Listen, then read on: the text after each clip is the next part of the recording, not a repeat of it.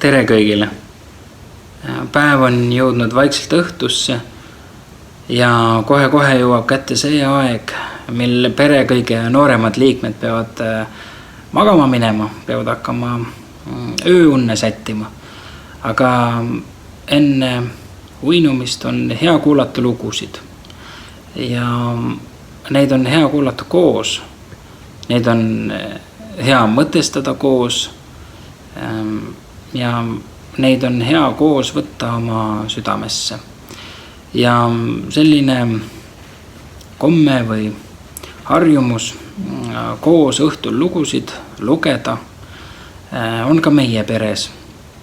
Ja panime kokku väikese valiku oma praeguse aja kõige enim loetud raamatutest, milleni ikka ja ikka tagasi pöördume, kas siis ühiselt pilte vaadates, mõnda peatükki lugedes või siis tõepoolest raamatut otsast lõpuni korrates. Esimene raamat, mida ma julgen soovitada ja mis meie pere kõige nooremale liikmele väga-väga meeldib, kes juba vist magab, on raamat, mille on kirjutanud kirjanik Indrek Kohv ja see raamat kannab pealkirja Koju. Selle raamatu teeb eriliseks veel see, et siin on tõepoolest väga kaunid ja ilusad illustratsioonid, mida on lausa lust vaadata.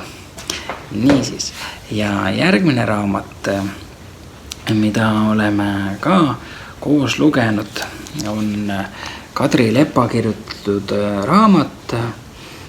Kannab ta siis pealkirja Poiss, kes tahtis põgeneda. Ja see on tõepoolest väga eriline teos.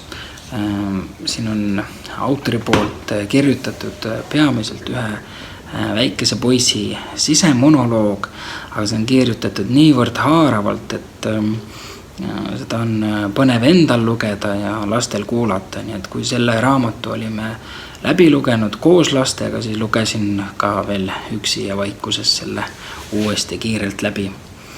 Järgmine raamat, mis on pakkunud meil peres palju nalja ja lõbu, on Andri Luubi kirjutatud raamat ja kannab ta pealkirja Käblik.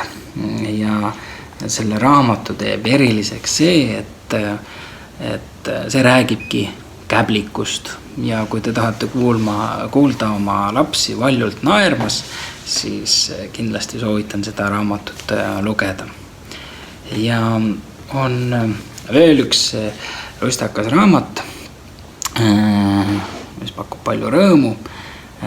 See on Röövli käsiraamat, milleni ma jõudsin valmistades ette lavastust Röövel Hotsenplots ja see konkreetne raamat jagab siis nippe ja soovitusi, kuidas metsas hakkama saada, kuidas rakulkat teha, kuidas lõkke peal toitu valmistada, kuidas onni ehitada ja nii edasi. Et kuna saabumus on suvi, siis julgen seda raamatut kõigile kindlasti soovitada.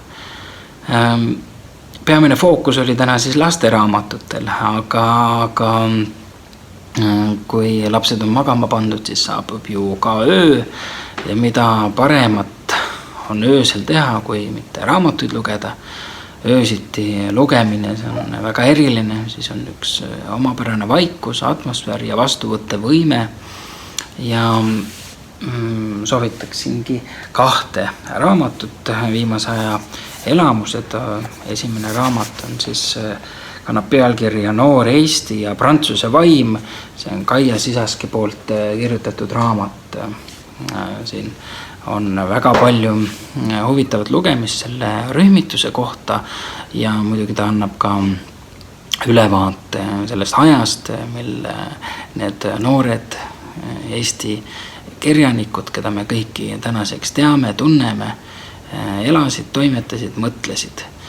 Ja täna õhtu on ka lugemise aeg ja tänaseks õhtuks olen valinud endale Anna Haava luuletused.